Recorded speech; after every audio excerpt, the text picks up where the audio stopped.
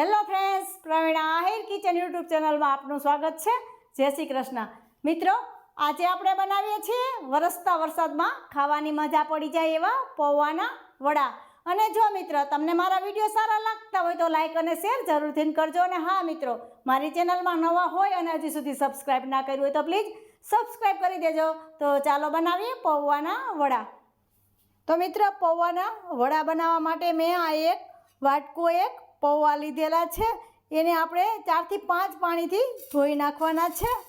તો આને આપણે ધોઈ નાખશું। તો મિત્રો, મેં આવી રીતે 4-5 પાણીથી પૌવાને સરસ ધોઈ નાખ્યા છે। આ મેં ચોખાના પૌવા લીધેલા છે, જે આપણે બટેટા પૌવા બનાવીએ છીએ એ જ પૌવા લીધેલા છે। આપણે નાયલોન પૌવા ઝીણા આવે એ નથી લેવાના, આ જ પૌવા આપણે જાડા થોડાક લેવાના છે। તો મિત્રો, હવે આપણે આને થોડુંક હાથેથી આવી રીતે દબાવી અને થોડું ઘણું પાણી હોય એ એક્સ્ટ્રા પાણી હોય એને કાઢી નાખવાનું છે। આમાં થોડો પણ પાણીનો ભાગ નથી રહેવા દેવાના, આવી રીતે હોય તો પણ કાઢી નાખવાનું છે। હવે આમાં જરા પણ પાણી નથી અને સરસ આપણા પૌવા પાણી સરસ નીકળી ગયું છે। તો હવે આપણે આ પૌવાને એક મોટા વાસણમાં લઈ લેશું। તો મિત્રો, આવી રીતે મેં મોટા વાસણમાં આ પૌવાને હવે હું લઈ લઉં છું। હવે મિત્રો, આપણે આ પૌવાના ચોથા ભાગનો આ જાડો લોટ જે ભાખરીનો આપણે હોય છે એ મેં લીધેલો છે। આ પૌવાના ચોથા ભાગનો લેવાનો છે અને પૌવાના ચોથા ભાગનો આ ઝીણો લોટ જે આપણે રોટલી બનાવીએ છીએ ઘઉંનો ઝીણો લોટ લેવાનો છે અને આ ઘઉંનો જાડો લોટ લેવાનો છે। બંનેનું પ્રમાણ એક સરખું રાખવાનું છે। આ ચોથા ભાગના બંને લોટ લેવાના છે। હવે મિત્રો, આપણે આ ચમચી જેટલું તેલ નાખી છે, કુકિંગ તેલ જ મેં નાખેલું છે।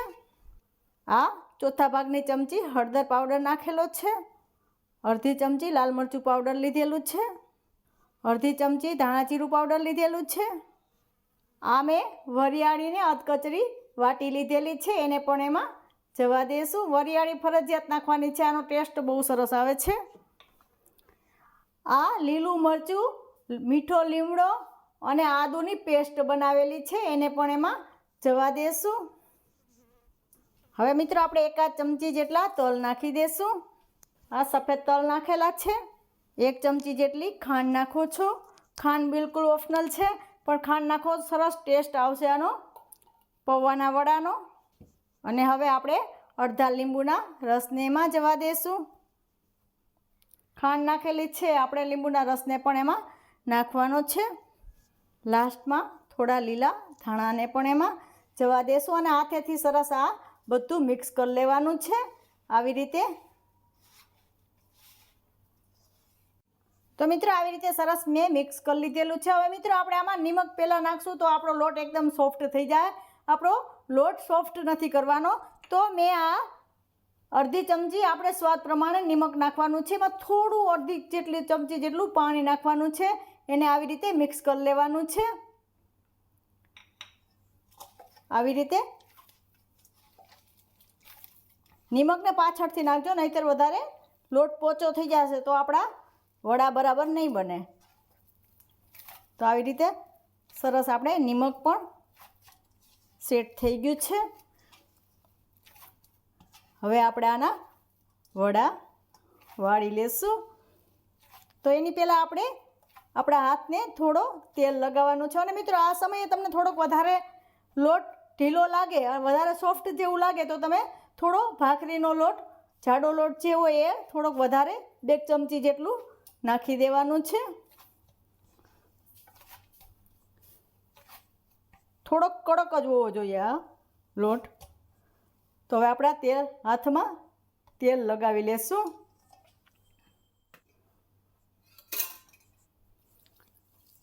તો મિત્રો, આવી રીતે મેં તેલ લગાવી લીધેલું છે અને આપણે થોડો લોટ લેવાનો છે આવી રીતે થોડા આવા ચીપટા કરી લેવાના છે। અને આની કિનારી ફાટે તો પણ કાંઈ ચિંતા નહીં કરવાની, તો પણ સરસ ટેસ્ટ આવશે આપણા વડાનો।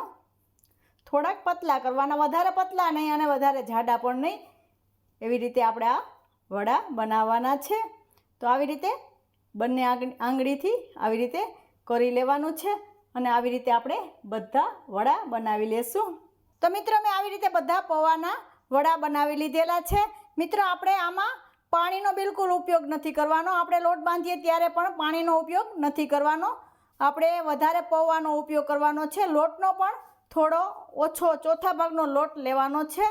તો મિત્રો હવે આપણે આ બધા પૌંઆના વડાને તળી લેશું. તો મિત્રો આપણું તેલ પહેલેથી ગરમ મૂકી દીધેલું હતું અને તેલ પણ સરસ ગરમ થઈ ગયું છે. આપણે થોડું આ લોટ નાખીને જોઈ લેશું. આપણે હાઈ ફ્લેમ ઉપર જ આપણા વડાને તળવાના છે.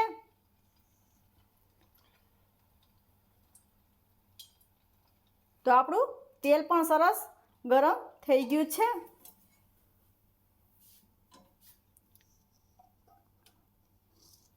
હવે આપણે આ વડાને એમાં જવા દેશું. આવી રીતે બધા જેટલા વડા આમાં આવશે એટલા આપણે જવા દેશું.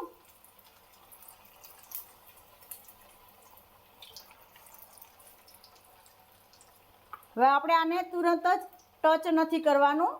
એકાદ મિનિટ માટે એમાં થવા દેવાનું છે. તો મિત્રો હવે આપણે એકાદ મિનિટ થઈ ગઈ છે અને આપણે આ વડાને પલટાવી લેશું. અને આપણે ગોલ્ડન ઉપર થવા દેવાના છે. હાઈ ફ્લેમ ઉપર જ તળવાના છે. તો આવી રીતે આપણે બીજી સાઈડ પણ તળી લેશું. મિત્રો આવી રીતે બંને બાજુ આપણા વડા તળાઈ ગયા છે. એકદમ સરસ ગોલ્ડન બ્રાઉન થઈ ગયા છે. હવે આપણે આ બધા વડાને કાઢી લેશું અને બાકીના વડાને પણ આવી રીતે તળી લેશું. તો મિત્રો આવી રીતે મેં બધા વડા તૈયાર કરી લીધેલા છે. મિત્રો હું એક વડાને ભાંગીને પણ બતાવું છું કેટલા મસ્ત આપણા વડા તૈયાર થઈ જાય છે. તમે જોઈ શકો છો એકદમ મસ્ત.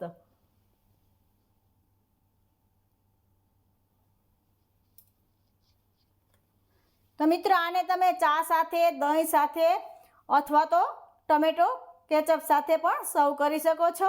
તો મિત્રો કેવી લાગી આજની આ પૌંઆના વડાની રેસીપી એ મને કોમેન્ટ બોક્સમાં જરૂરથી જણાવજો. અને આવી જ નવી નવી રેસીપીઓ જોવા માટે મારી ચેનલને સબસ્ક્રાઈબ કરવાનું બિલકુલ ના ભૂલતા. ફરી મળીશું એક નવી રેસીપી સાથે. ત્યાં સુધી જય શ્રી કૃષ્ણ.